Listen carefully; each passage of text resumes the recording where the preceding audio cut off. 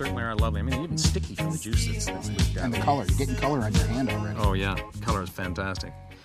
Hey there, I'm Carl von Sinden, your wine guy for the day. We're up here in beautiful Sonoma County, California, and I'm speaking with John Holdridge, award-winning winemaker for Holdridge Wines. And John, I know we're right in the middle of crush, so I know you're terribly busy, but I have to admit, in the quest for the perfect ripeness, it looks like we're just about there. Oh, we're all over it right now. All over it. And I guess, I'm curious, do you prefer to hand-pick your grapes, or do you use a machine? Carl, I would never use a machine to pick grapes. You only pick by hand. The best fruit is done with hand work, and that includes picking. Earlier in the year, a couple issues with the heat, so there's always a need to go through and be very meticulous and make sure that what you pick is the best fruit possible. And I'll tell you, if it isn't perfect coming out of the vineyard, it's not going to be perfect coming out of the winery. Right. Well, this does look like it's going to be an extremely good vintage. Oh, it's going to be a great year. Right. Let's get on up to the winery. All righty. All right, John, we're here at the crusher. Looks like you've got half the family and half of everybody else's family in here just working themselves to death. What's going on? Well, what we've done is we brought that fruit in, we've put it up on the sorting table. We're doing a final sort to make sure everything is perfect.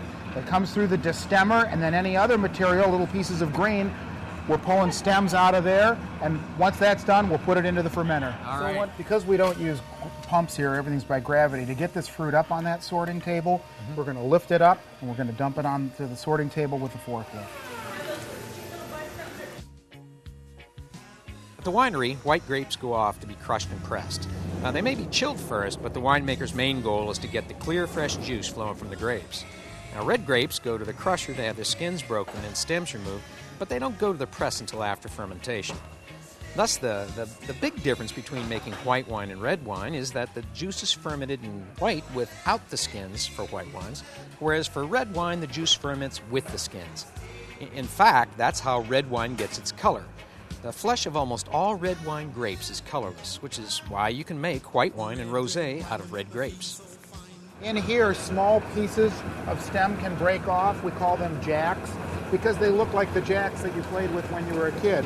So we have two people just pulling jacks out of there so that it doesn't get into the wine, because we don't want the flavors of the stems interfering with the wine. Combine healthy grapes with a natural bloom and the natural yeast populations that build up over time in wine regions, and the result will be wine, if you're lucky. All too often, the result would be more like vinegar than wine, your precious liquid having succumbed to attack from bacteria or unfriendly yeast. Hey, it's a jungle out there. All right, John, so what are you doing now? Well, I'll tell you, Carl, we are going to put these grapes into a tank to ferment them. We don't use pumps. Everything we do is with gravity, so I'm going to lift them up with a forklift, flip them over on its side, and the grapes will go into this tank.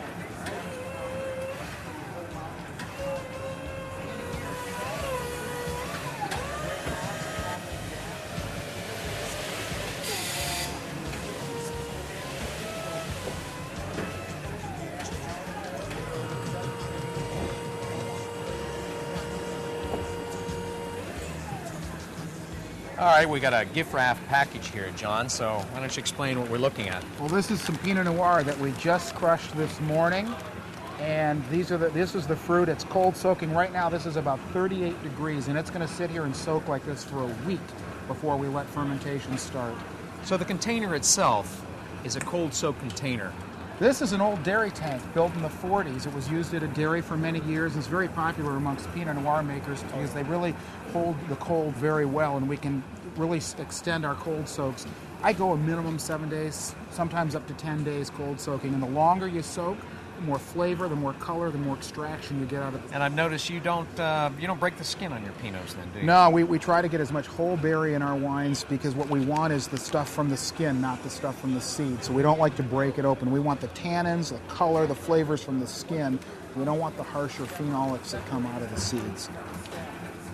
It's a fact of life that few wines are made without any additives, but it's equally true that most additives are used in tiny amounts and, more importantly, leave no residues in the wine. The most commonly used in very small amounts is sulfur dioxide, which is usually added as an extremely effective disinfectant and preservative when the grapes go into the crusher. We're on top of a tank of Pinot Noir that's been fermenting, and what happens is as the wine ferments, it creates carbon dioxide, which pushes the skins up to the top of the tank. We call that the cap. So to keep the skins in contact with the wine, we do what's called punching down, and I take this tool and I push down through the skins until the juice comes up. You can see some of that foam. That foam's the CO2. And we do this on each fermentation, depending on what period of time it is in the fermentation, anywhere up from 1 to 4 times a day. And we say it's a lot like painting a bridge. You get to one end, you go back, and you start at the beginning again. The fluid inside the fermentation vessel is called must. Today, winemakers often use cultured yeast and commercial nutrients to make sure that the fermentation starts quickly. That's the beginning of a punch down.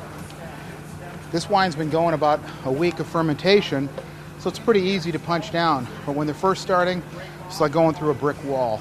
But that's the fun of it. We do it by hand because that's the only way to make good wine. Olden times, you never saw the tops of the vats covered. It was just left open. So all manner of bird debris, trees, whatever, because the tanks were outside a lot of the time, would go in to that vat.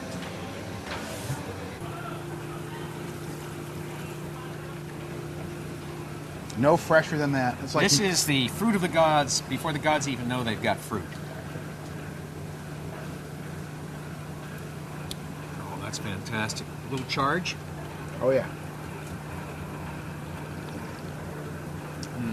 That's going to be a really good wine. Good stuff. Yeah. Okay, John, we've been through fermentation. We're going to go ahead and pull it out of the vat. Must is ready to go. Bring it over here to the press and carry on.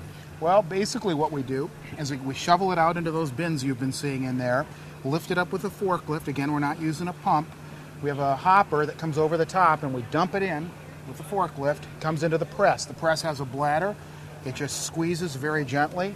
The juice comes out the bottom and goes directly to barrel. When it's done pressing, we just open the door, this rotates and dumps the dried grape skins, and they're like cornflakes. They feel like cornflakes, that consistency, into another one of those bins, and it goes out to the compost pile. Everything gets recycled. And the fertilizer from this resulting must is just almost a must in itself in the fields. Well, what about the old-time presses? Well, you know, the really old school is what we call the basket press, and we've got one over here, and I've actually Take a look at this. I've actually used this press. It's been a few years since I have. I have a newer one that I use, and every year I do one lot of wine in a basket press just because it kind of gets me back to the way things used to be. This one's just here for looking at this point. It's kind of old and beyond. This was built in about 1930 by the Bianchi Company in San Francisco just after Prohibition. John, we've gotten through the press. We've returned the grape skins and so forth to the fields. We've poured off the resultant liqueur. It goes into these lovely barrels. I assume you're using French barrels? 100% French oak, most of it from the forest known as Trancé. This one is from Allier Forest, which is a mixture of forests in the center of France, but almost everything we use is Trancé. Now this is a little special. Generally, you'll find vintners using a combination of American oak and French oak. The French oak, however, imparts a more subtle flavor, which is not to say that American oak barrels aren't good. However, you'll find that they give a more robust flavor. But properly coopered, properly selected, they add an awful lot to a wine.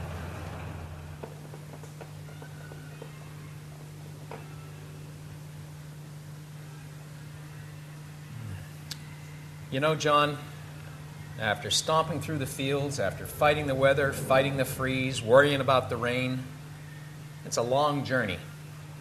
But I would tell you, this is fantastic. Thank you very much. John Holridge, Holdridge Wines, I salute you. To your Cheers. good health, my friend. You know, John, I know that you all give a lot of wine away when you're doing your tastings and so forth. I mean, that must create kind of a crimp in the budget. How do you handle that? Well, it kind of goes with the territory. You know, people need to taste the wines, and we figure if they taste them, they'll understand them. And if they understand them, they'll become as passionate about them as we are. I see. Well, boy, I'm glad you said that. How about a case for me? Well, think how good it'll make you feel. Think how good it'll make me feel. What? Well, folks, it's a wrap from Sonoma Valley.